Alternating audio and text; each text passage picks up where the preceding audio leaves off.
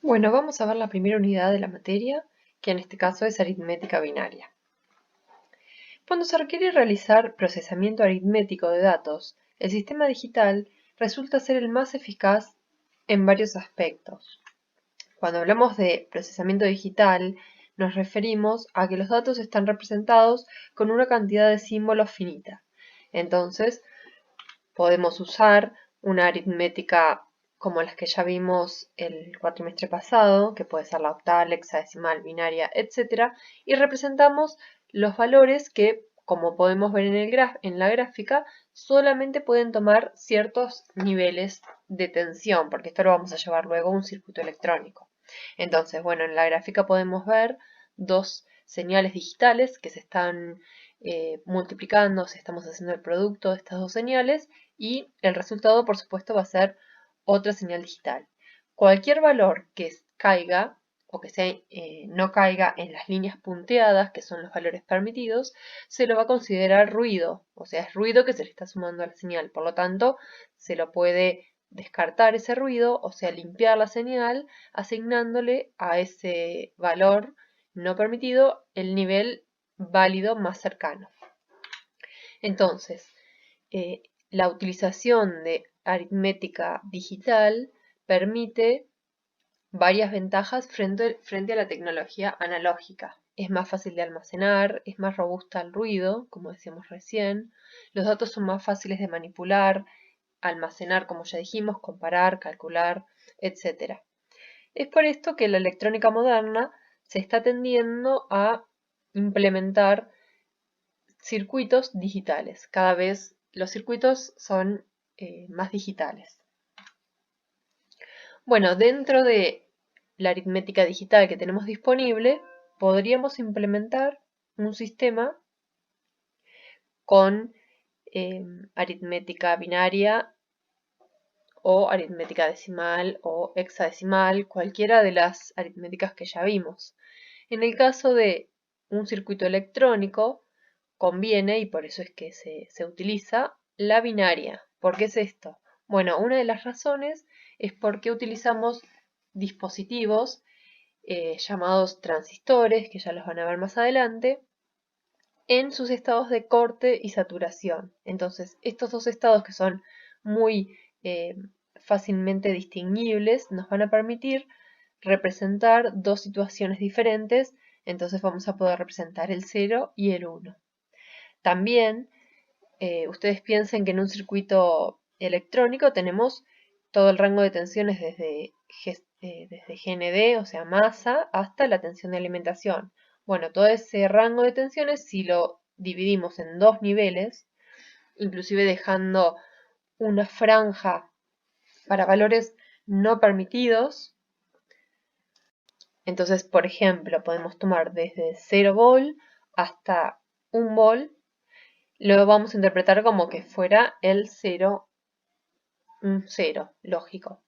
Desde 2 volt hasta 5 volt, si la alimentación es de 5 volt, o hasta 3 volt, por ejemplo, podríamos representar un 1 lógico, y la zona entre 1 y 2 volt podrían ser una zona de ruido. Entonces, cualquier nivel que nosotros detectáramos en esa zona no permitida sería ruido que se podría detectar y por lo tanto corregir.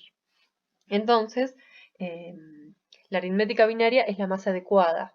Se podría utilizar también, inclusive existen trabajos en los que proponen utilizar aritmética decimal, por ejemplo.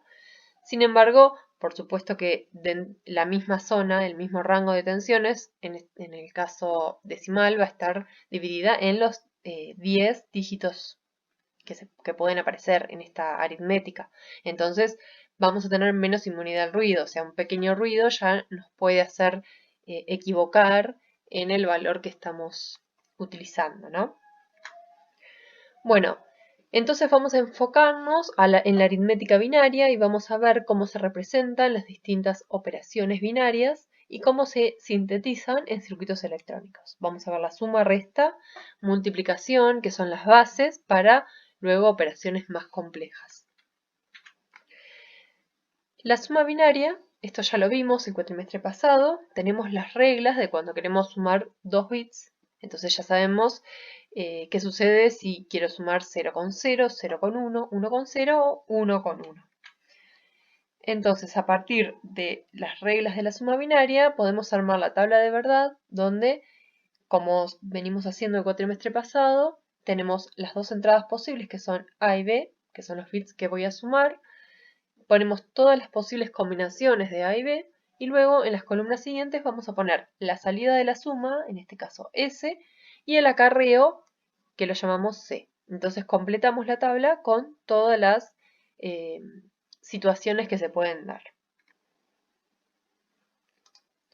Entonces, una vez que ya tenemos la tabla de verdad, para cada una de las salidas, S y C, vamos a armar el mapa de Carnot, donde lo completamos con los ceros y los unos que queremos que aparezcan en la salida, y de la forma en que venimos trabajando el cuatrimestre pasado, en este caso seleccionamos los mini términos, agrupamos y nos queda una expresión aritmética para cada una de las salidas en función de las entradas. De esta forma podemos implementar este circuito que vemos, que es una OR exclusiva para la salida S y una compuerta AND para la salida de acarreo C. Este circuito es conocido como semisumador o half adder. Bueno, ¿qué pasa ahora si queremos sumar no solamente 2 bits, sino palabras ahora de n bits? Por ejemplo, podemos ver en la figura dos palabras de 5 bits cada una. Entonces, ¿cómo se realiza la suma? Bueno, esto también ya lo vimos el cuatrimestre pasado. Vamos poniendo en verde el resultado y en rosa el acarreo que se va generando. Sumamos 1 más 1, el resultado, como vimos antes, nos daría 0 y un acarreo de 1. Luego ese acarreo hay que sumarlo en los dígitos siguientes. Entonces ahora tendríamos que sumar 0 más 1 más el acarreo previo. El resultado nos vuelve a dar 0 y se genera otro acarreo. Y así vamos realizando la operación de la suma. Fíjense que en este caso estábamos sumando el número A, era el número 21, si lo expresamos en forma decimal. Recuerden, para expresar un número en base 10, que es quizás la base a la que estamos acostumbrados a trabajar, entonces nos resulta más fácil de comprender, simplemente es realizar esta operación que vemos acá, que es cada bit multiplicado por 2 a la n-1, donde n es la ubicación del bit. Entonces, si hacemos esa cuenta, nos da que el número A, el primero que estamos sumando, es el 21, y le estábamos sumando el número 7. Y el resultado, fíjense que da correcto, da el número 28.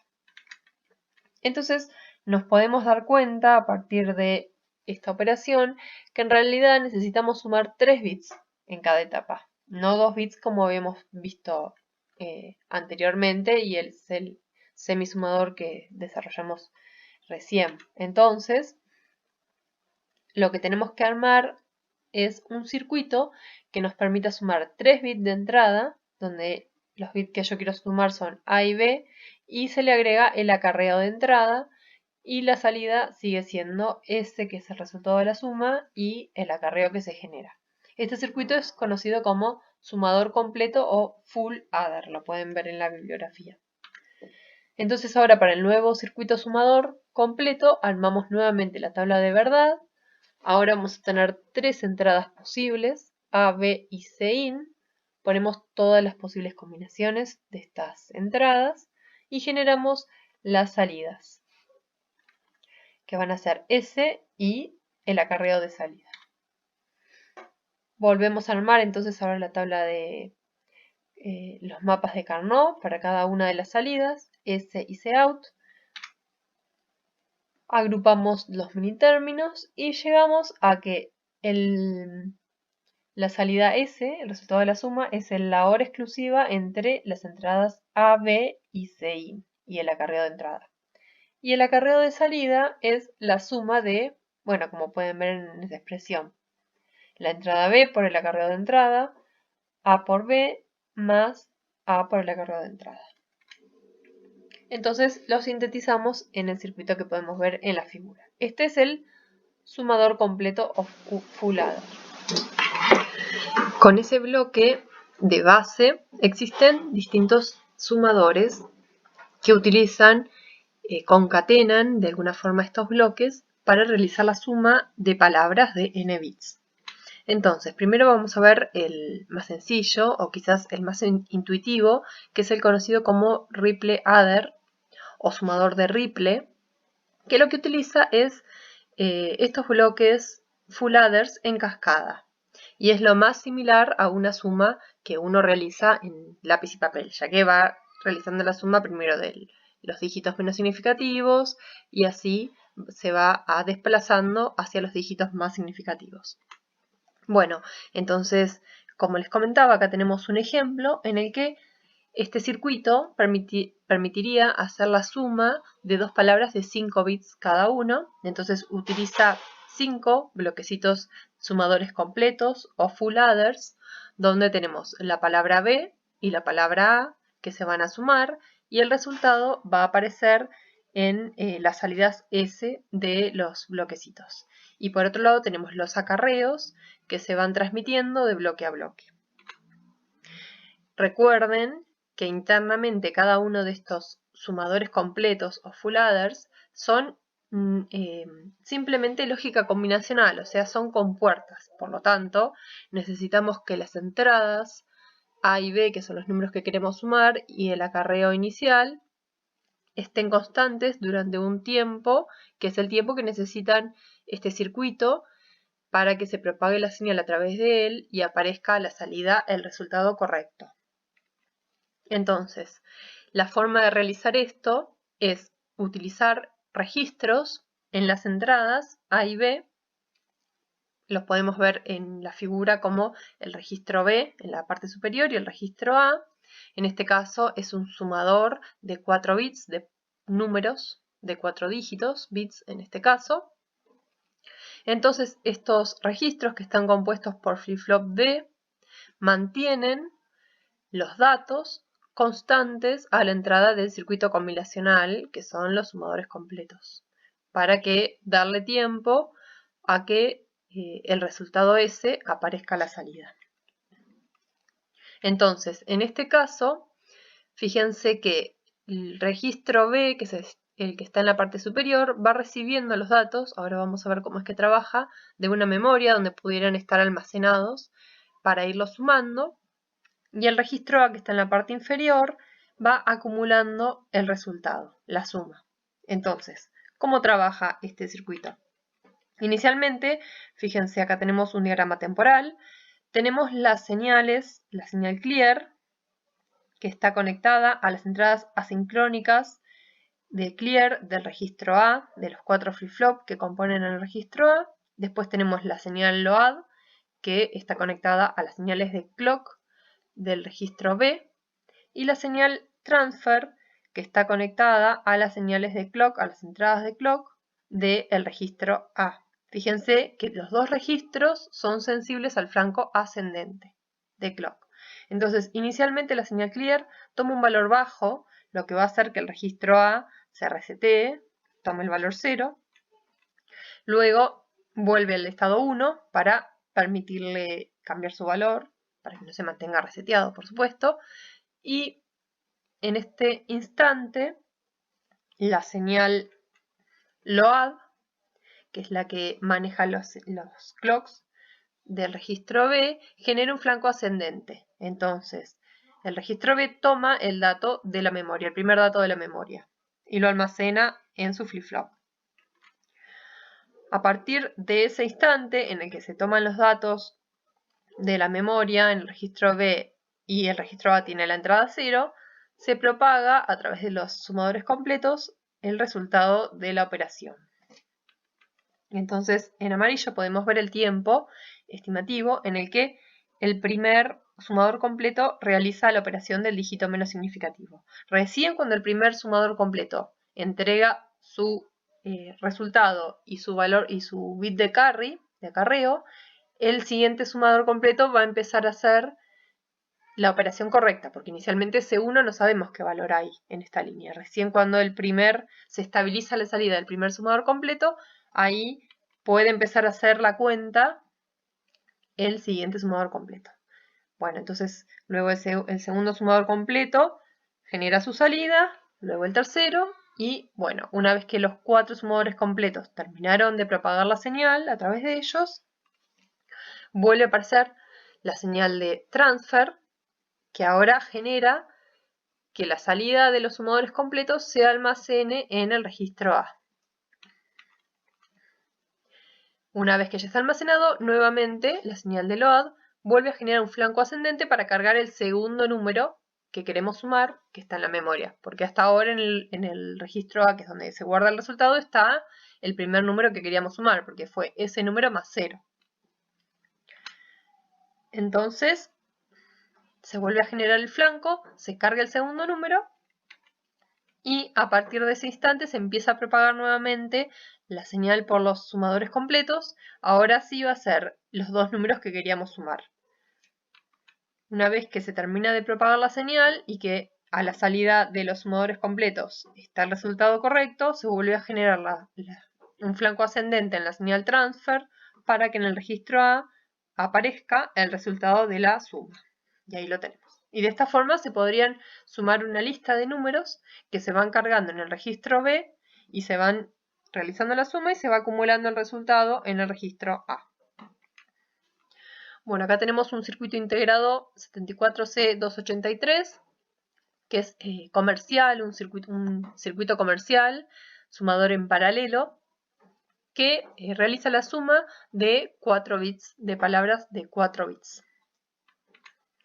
Si queremos trabajar con palabras de más bits o con números de más bits, podemos, por ejemplo, concatenar 2 de estos circuitos. Por ejemplo, si quisiéramos trabajar con 8 bits, fíjense que simplemente es las entradas, las dividimos, los bits más significativos y los bits menos significativos de los 2 números que queremos sumar, y el acarreo directamente se conecta al acarreo de entrada del sumador más significativo.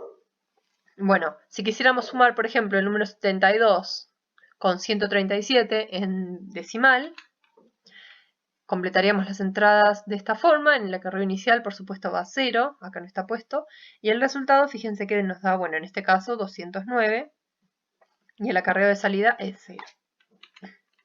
Bueno, acá tenemos el diagrama de pines de estos integrados. ¿Cuánto tarda en realizarse la suma de los 2 números A y B que queremos calcular?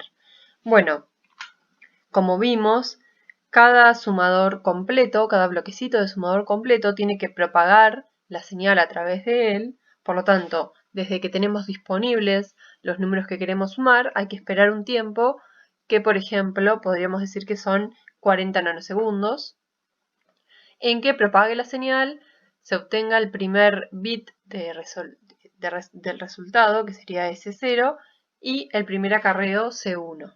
Luego, este primer acarreo C1 va a alimentar al siguiente sumador completo, y recién a partir de que se genera el bit de acarreo C1, se empieza a calcular la salida correcta de S1 y de C2.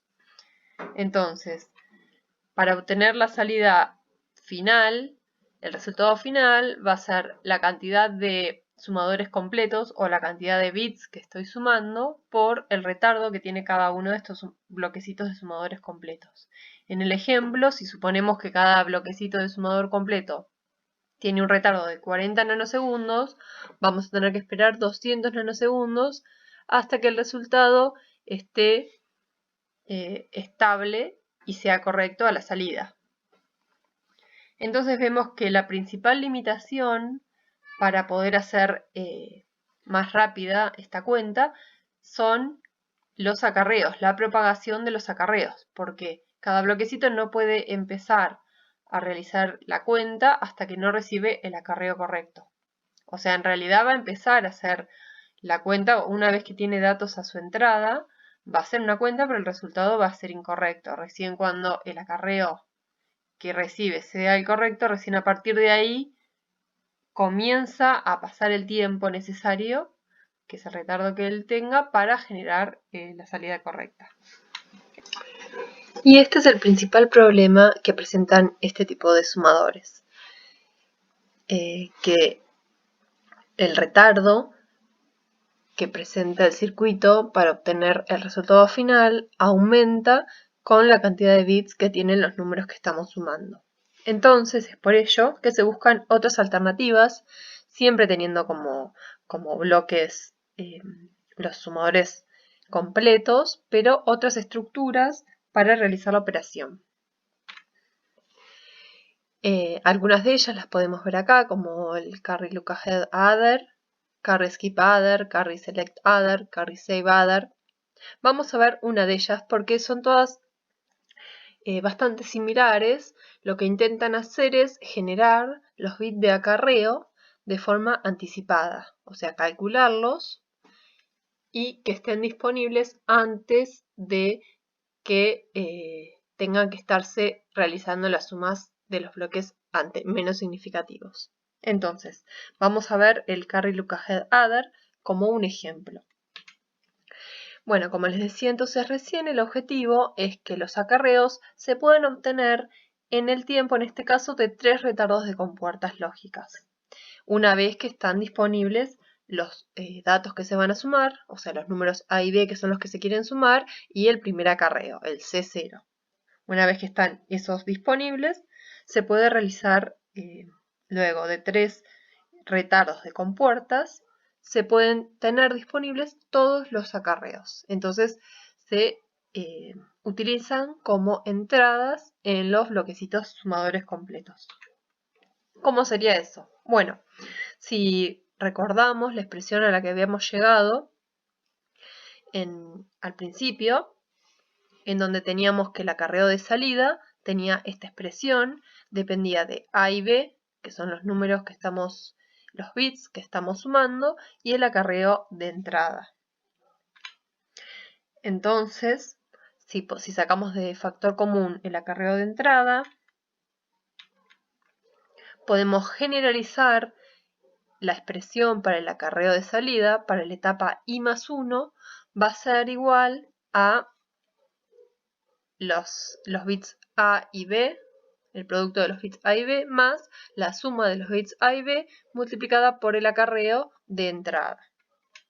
Entonces, al producto de los bits A y B lo llamamos la función G, que es la generación, y la suma de A más B va a ser la función P, que es de propagación. O sea, P nos va a propagar el acarreo de la etapa anterior y G nos va a generar un acarreo para la etapa siguiente. Entonces, siempre que A y B tienen que ser los dos unos para que se genere el acarreo en esta etapa, y con que cualquiera de los dos valga 1 se va a propagar el acarreo anterior.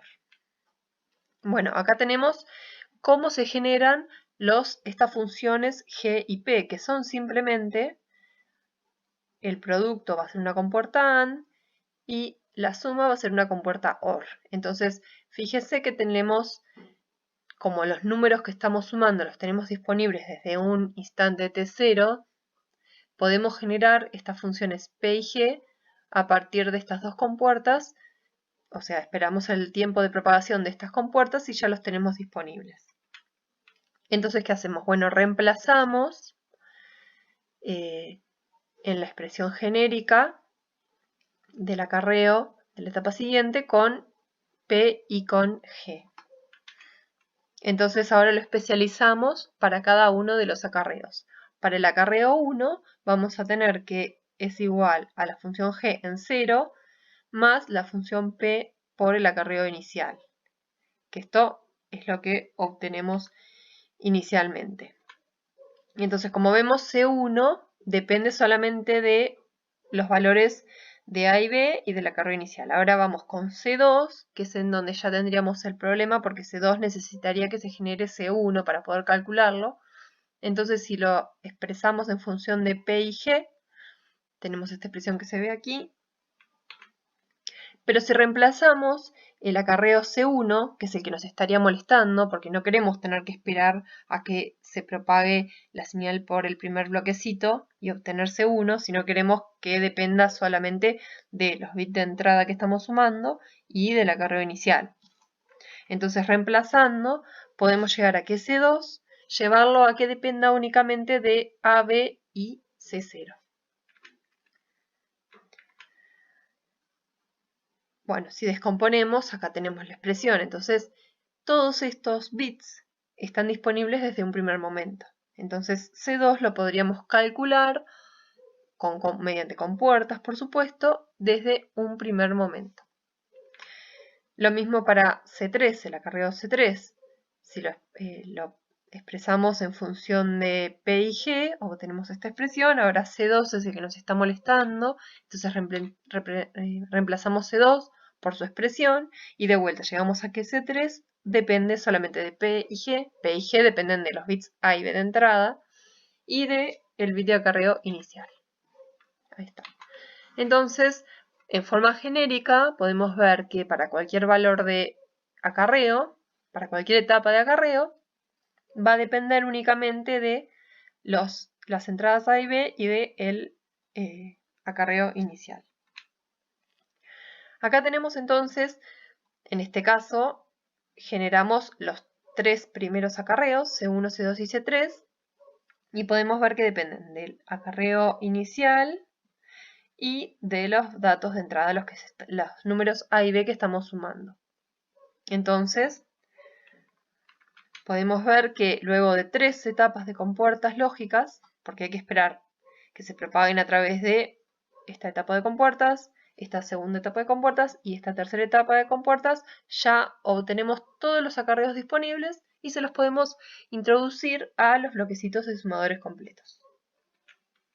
Bueno, acá vemos el sistema completo, sería, fíjense, acá se generan los acarreos, vienen de estas funciones P y G, que ya vimos que son compuertas AND y OR, y que dependen de los A y B de los datos de entrada.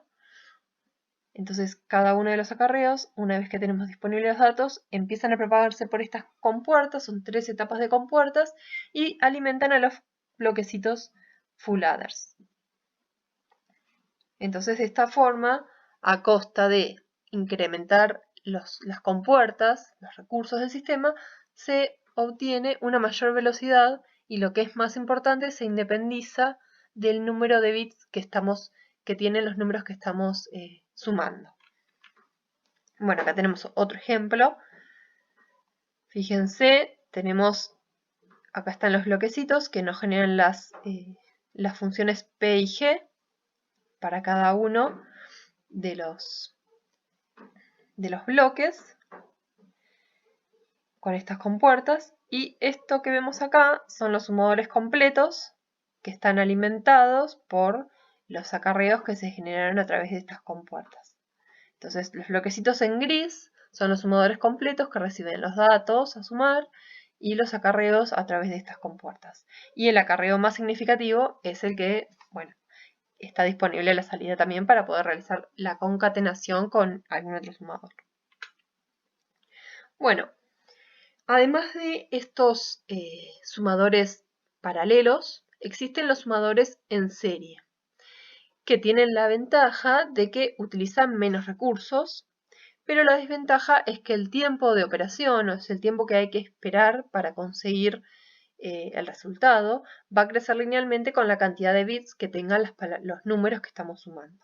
Entonces, acá podemos ver un esquema.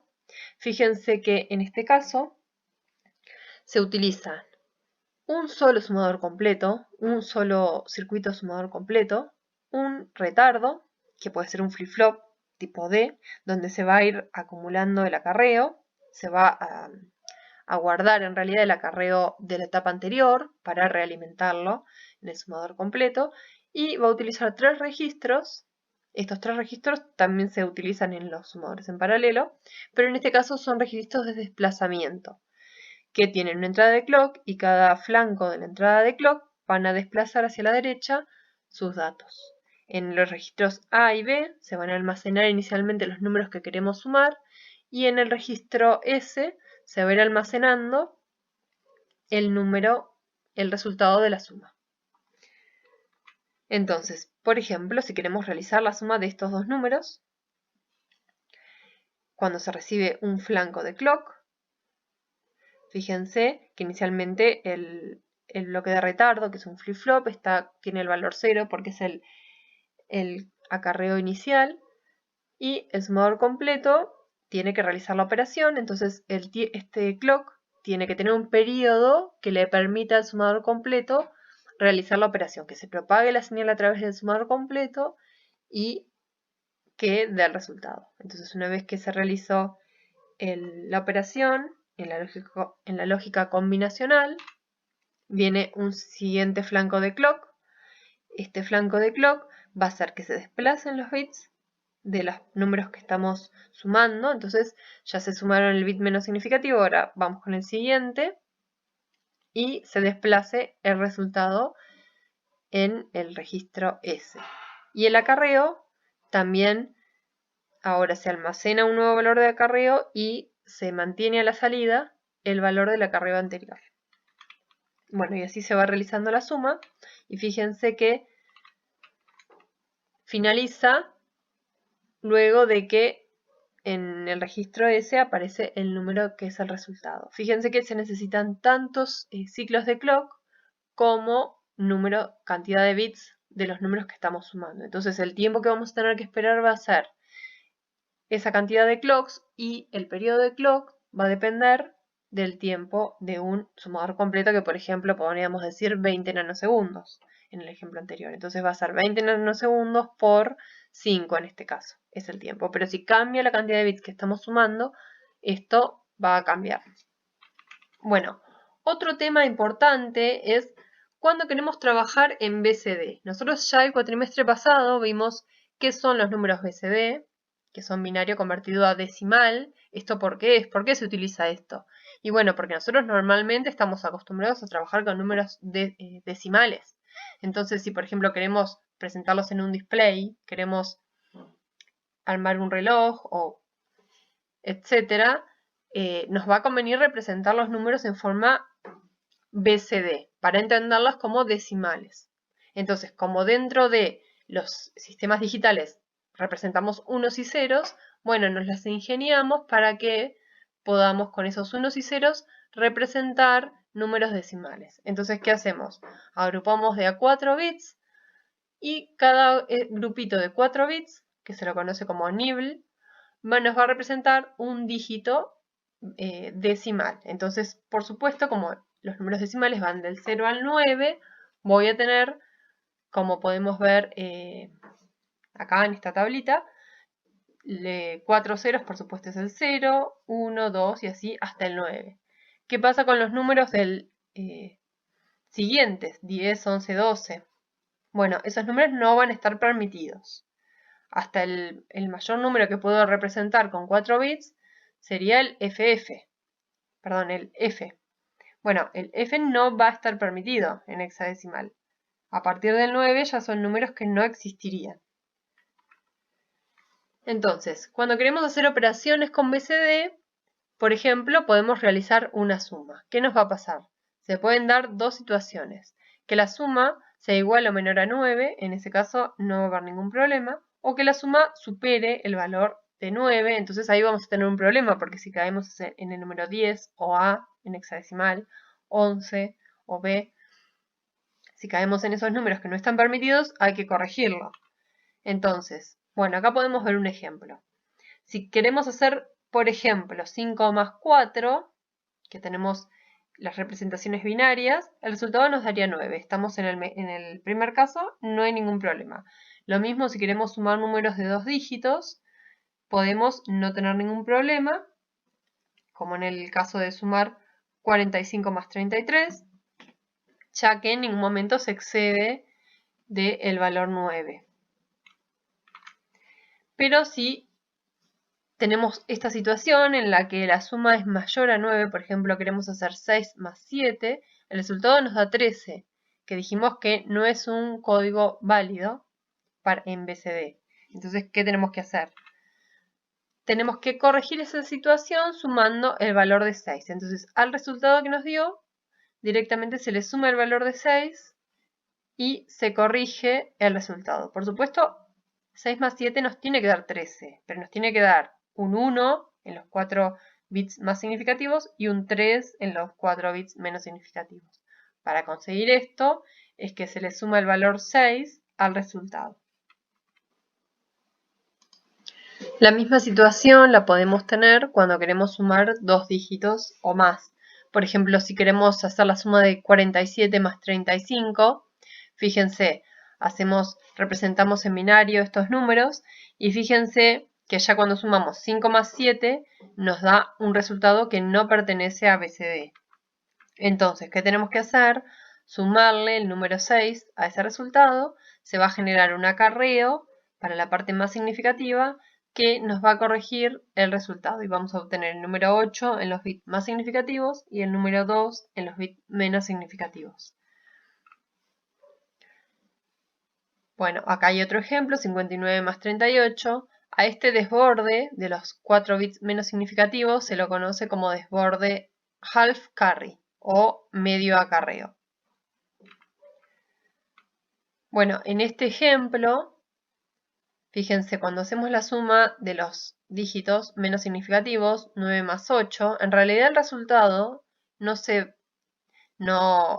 es que no pertenece a los números BCD, porque nos daría el valor 1, pero se generó este half carry que hay que tenerlo en cuenta porque si no el resultado nos da erróneo. Entonces, si bien cuando el resultado de la suma nos da un valor que no pertenece a BCD o cuando se genera un half carry, en cualquiera de estas dos situaciones hay que corregir el resultado para obtener el resultado correcto.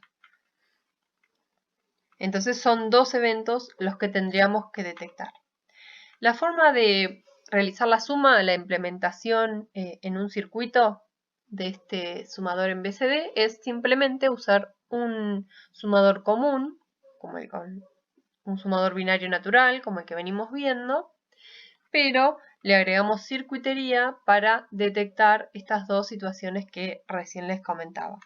Entonces, tenemos un sumador en cascada de 4 bits que tiene un bit que nos indica si hubo desborde. Este bit nos va a indicar si se generó el half carry. Entonces, esta salida la vamos a necesitar para detectar una de las situaciones que nos están indicando que hay que sumarle 6 al resultado. Y la otra situación la vamos a detectar agregándole circuitería al resultado. Z es el resultado. Entonces tenemos que detectar si esta salida es mayor a 9, es que tenemos que corregir el resultado porque nos fuimos de BCD y tenemos que sumarle 6 al resultado. Entonces, ¿cómo armamos esta circuitería extra? Bueno, como siempre, armamos la tabla de verdad con todas las salidas, que son Z1, 2, 4, 8. En este caso se las llama así, pero son los 4 bits de salida del sumador. Y ponemos todas las posibilidades que se pueden dar con 4 bits, todas las combinaciones que existen. Y generamos la salida, va a ser un bit, que va a valer 1 cuando la salida sea mayor que 9. Entonces nos va a indicar que hubo un error en el resultado. Un error en BCD, por supuesto. Vamos ahora al mapa de Carnot, agrupamos los unos y llegamos a una expresión simplificada.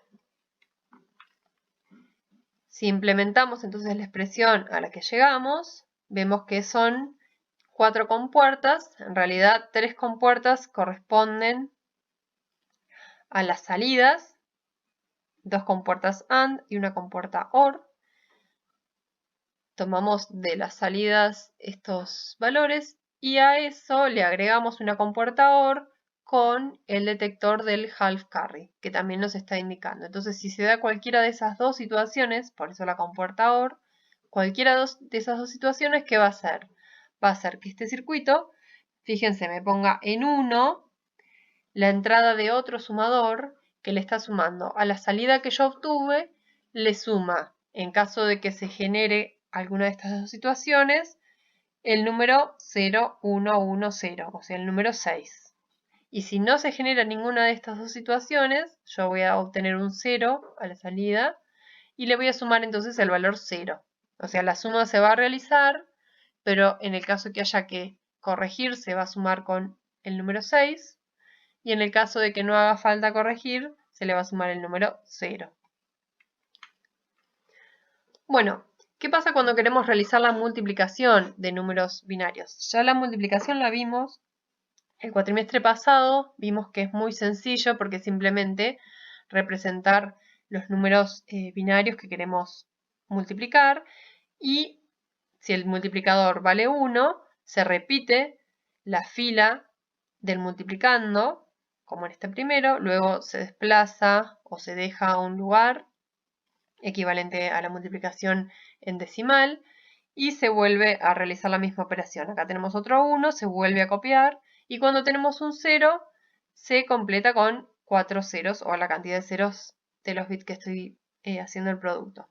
Una vez que terminamos de armar esta parte de la operación, sumamos todas las columnas y obtenemos el resultado.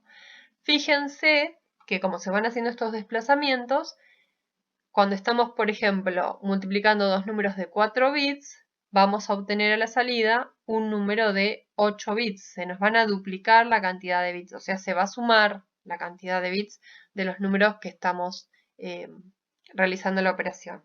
Entonces, ¿cómo lo implementamos circuitalmente? Es muy sencillo, con sumadores completos, porque fíjense que estos sumadores completos nos harían las sumas de las columnas, y multiplicadores, o compuertas AND en realidad, que reciben a su entrada, por un lado, los bits de la palabra A o del número A que estoy multiplicando, y la otra entrada está conectada a los bits del número B, el multiplicando y el multiplicador. Entonces, cuando el multiplicador vale 0, me anula toda esa fila, o sea, me genera un 0 a la salida de todas las compuertas AND. Y cuando el multiplicador vale 1, me repite o me copia al multiplicando en esa fila. Es lo mismo que lo que vimos antes. Y recuerden que cada uno de estos bloquecitos entonces son sumadores completos, que acá podemos ver, recordar cómo era la expresión. Esto es algo totalmente combinacional. Entonces, cuando tenemos disponibles los números que queremos sumar, A y B, los ponemos estables a la entrada del circuito. Tenemos que esperar el tiempo de propagación en que la señal atraviese todo el circuito y luego de un tiempo obtenemos la salida correcta. Bueno, acá fíjense que tenemos de vuelta, estamos reemplazando cada bloquecito por su equivalente. Bueno, esta sería una alternativa que, por supuesto, requiere bastante tiempo porque va a depender de los retardos que tengan las compuertas y se realizaría en un solo ciclo. Existen otras alternativas para mejorar la velocidad, que bueno, no las vamos a ver en este curso, pero existen varias otras configuraciones según que se quiera aumentar la velocidad o disminuir compuertas. Bueno, ¿qué pasa con la división? Cuando queremos hacer una división de alguna potencia de 2, es muy sencillo. En el caso binario, ya lo vimos también el cuatrimestre pasado, es simplemente desplazando hacia la derecha. Entonces, si por ejemplo tenemos el número 14, 1110, 14 en decimal, hacemos un desplazamiento hacia la derecha y completamos con ceros en la ubicación más significativa, obtenemos a la salida el número 7, que sería dividir el número 14 que teníamos inicialmente por 2. Si hacemos dos desplazamientos del número binario, obtenemos el número 3 en este caso, que es 14 dividido 4. Y así sucesivamente. En forma genérica, el número inicial que nosotros tenemos, podemos conseguir ese número dividido la potencia de 2 según los desplazamientos que hagamos. Entonces va a ser el número dividido 2 a la el número de desplazamientos que hagamos. Bueno, cuando queremos hacer una división que no sea por una potencia de 2, ya tenemos que plantearla de una forma un poco más compleja. En realidad la división en sí, ya la vimos también el cuatrimestre pasado, no es compleja, es muy simple, porque es equivalente a la decimal.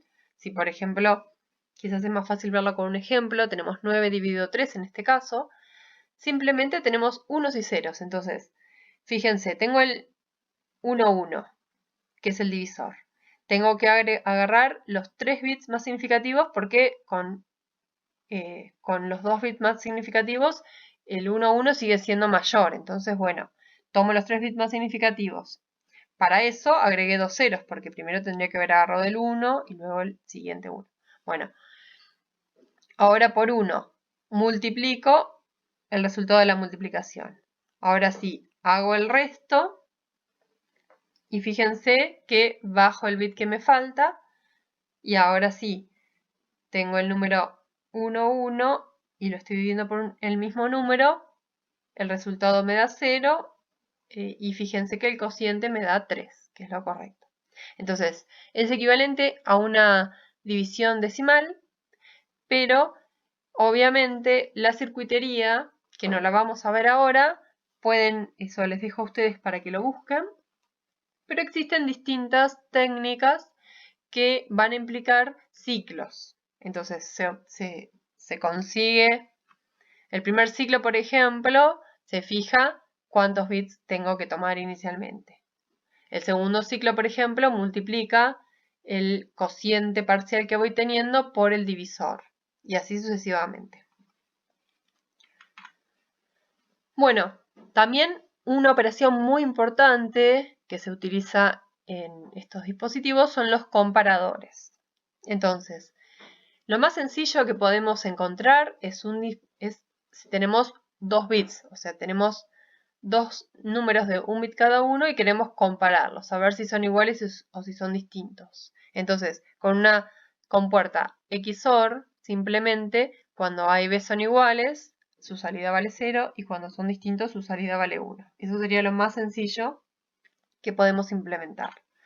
Ahora, ya si queremos, además de saber si son iguales o distintos, queremos saber que una salida nos indique si A es menor que B, que sería S1, o si A es mayor que B, que sería S3. Entonces, ahora ya no es simplemente la compuerta XOR, queremos saber más información de los 2 bits que están entrando. Entonces, simplemente como venimos trabajando el cuatrimestre pasado, armamos la tabla de verdad, que es esta que podemos ver acá. Tenemos las 2 bits de entrada, A y B, todas las situaciones que se pueden dar y cómo queremos que se comporte cada una de las salidas. La salida de S1 va a estar en 1 solamente cuando B sea mayor que A. En cualquier otra situación, si son iguales o si A es mayor que B, tiene que valer 0. Luego tenemos la salida S2, que nos va a indicar cuando A y B son iguales, entonces va a valer 1 solamente cuando A y B son iguales. Bueno, y lo mismo para la salida S3. Y esta tabla de verdad nos va a permitir, como ya sabemos trabajarlo, obtener el circuito sintetizado. Bueno, ¿qué pasa si queremos comparar ahora números de 2 bits? Tenemos el número A, A1 y A2, y el número B, B1 y B2. Y queremos saber cuando A sea mayor que B, la salida es S1, que se ponga en 1 cuando el número A, sea mayor que el número B. Queremos una salida S2 que se ponga en 1 cuando A sea menor que B y una salida S3 que nos indique cuando son iguales.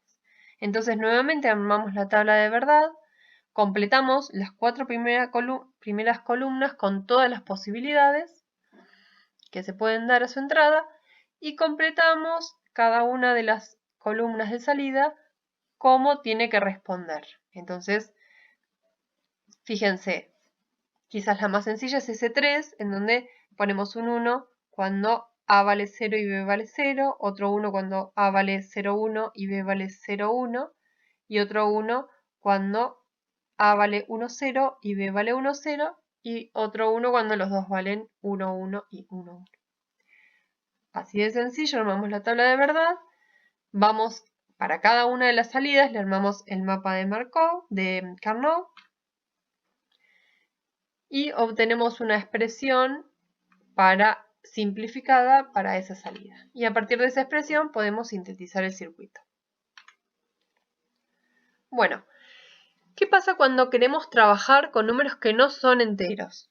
Cuando queremos trabajar con números fraccionarios. Tenemos dos opciones, dos posibilidades. Una es formato de punto fijo con coma decimal. Y la otra opción es formato de punto flotante. Bueno, ¿a qué nos referimos con cada uno de ellos? El formato de punto fijo, lo que nos está diciendo es que tenemos de los bits que tenemos disponibles para trabajar, por ejemplo, n es la cantidad de bits, podrían ser 8. Nosotros decimos, bueno, de esos 8 bits voy a usar nd, por ejemplo 4, por decir algo, para representar la parte fraccionaria y ne para representar la parte entera. Entonces, cada uno de los bits, entonces me va a representar la parte fraccionaria y la parte entera. Los pesos ahora van a ser de la parte entera, como ya los conocemos, 2 a la 0, 2 a la 1, hasta 2 a la n-1. Y de la parte fraccionaria, fíjense que las potencias llevan el signo menos. Entonces 2 a la menos 1, el dígito que está después de la coma va a tener este peso. Y así 2 a la menos 2, 2 a la menos 3, hasta 2 a la menos nd. Entonces, si queremos saber en decimal, para entenderlo mejor nosotros, a qué número decimal se corresponde este número binario, tenemos que hacer la cuenta. La parte entera es como venimos trabajando, va a ser cada bit por 2 a la posición menos 1. Y la parte fraccionaria, de vuelta, va a ser cada bit por 2 a la posición menos 1. Fíjense según en qué posición estoy luego de la coma. Entonces el primero va a ser a la menos 1, a la menos 2 y así sucesivamente. Bueno, por ejemplo, tenemos el número 11,01 en binario. ¿A qué número se representa? En decimal, bueno, va a ser, la parte entera va a ser 1 por 2 a la 1, más 1 por 2 a la 0, más 0 por 2 a la menos 1, más 1 por 2 a la menos 2. Y eso nos da 3,25. Entonces este es el 3,25. Si por ejemplo tenemos 5 bits disponibles para trabajar en cierta aplicación, yo podría decir, bueno, para la parte entera necesito 2 bits, porque el mayor número que voy a querer representar va a ser el 3. Así que con 2 bits ya me alcanza. Entonces la parte entera con 2 bits va a poder valer 0, 1, 2 o 3. Y me quedan 3 bits. Los 3 bits restantes los puedo usar para representar la parte fraccionaria. Entonces, ¿qué fracciones voy a poder representar?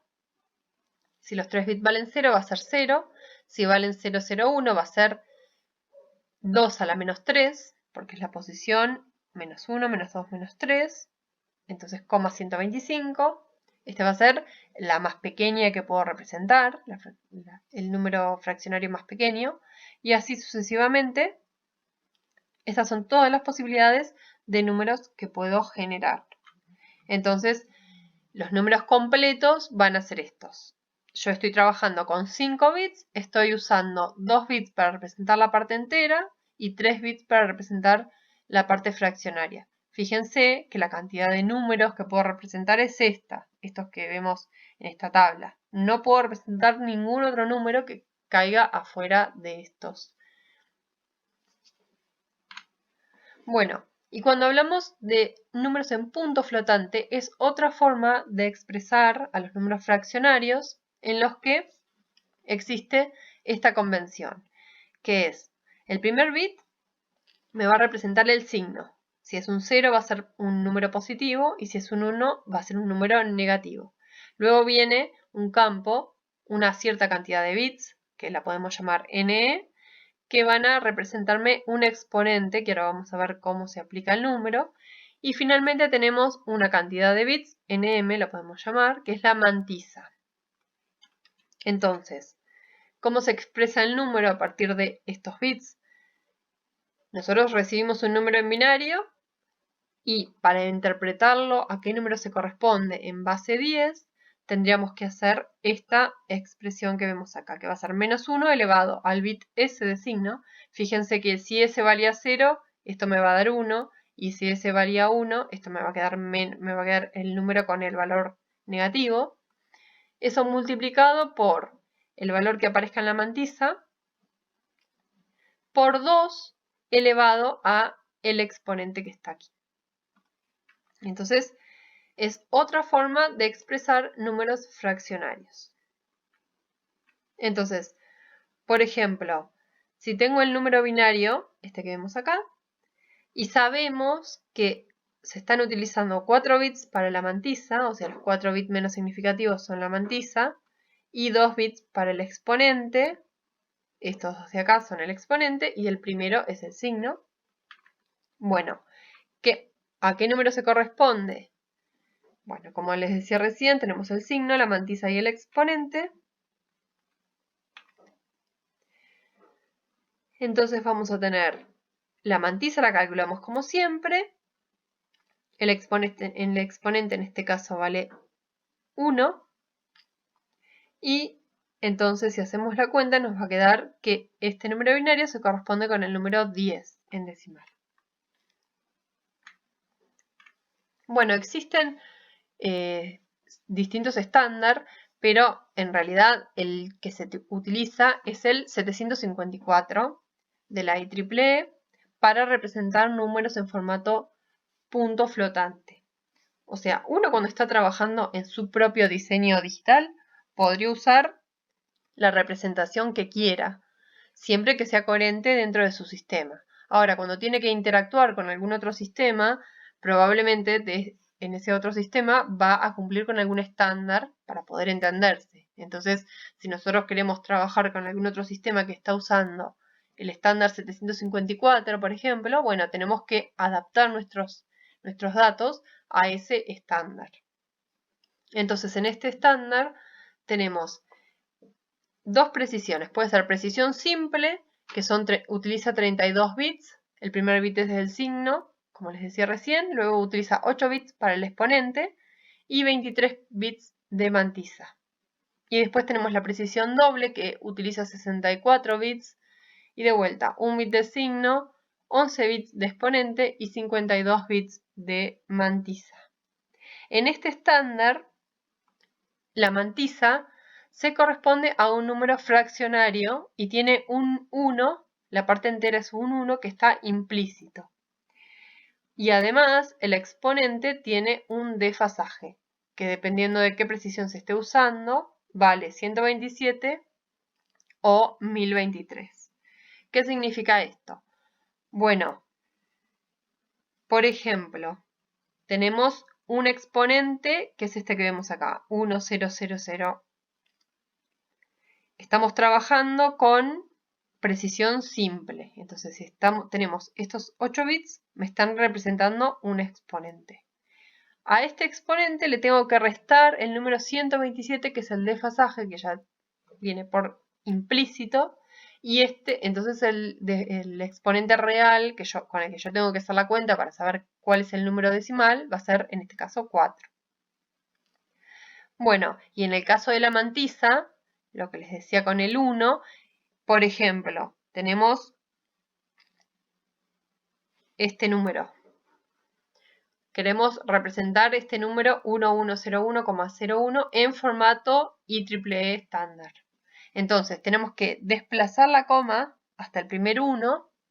Eso va a ser, desplazamos la coma y lo multiplicamos por 2 al cubo, que es la cantidad de desplazamientos que hicimos, para que se mantenga la igualdad, para que sea el mismo número el que estamos utilizando. Entonces, fíjense, ahora de este número vamos a tener la mantisa, va a ser esta, de acá extraemos la mantisa, y el exponente va a ser este 3, que al exponente va a haber que sumarle el 127. Bueno, Esto que vemos acá es un programita que está online que nos permite ingresar los bits de signo, los bits de exponente y los bits de mantisa. Y nos dice a qué número decimal se corresponde. Y también nos muestra el valor hexadecimal.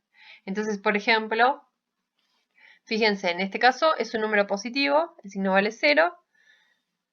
Tenemos un exponente, que es este 1, 0, 0, bueno, 1, 1, que nos da el número binario, el número decimal 131. A eso hay que restarle 127 y nos da 4.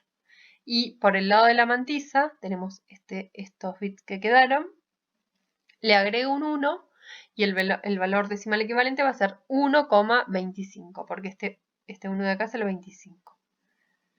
El punto 25. Entonces, en definitiva, este número binario que vemos acá, que está representado en el formato 754 IEEE, es el valor 20 en decimal.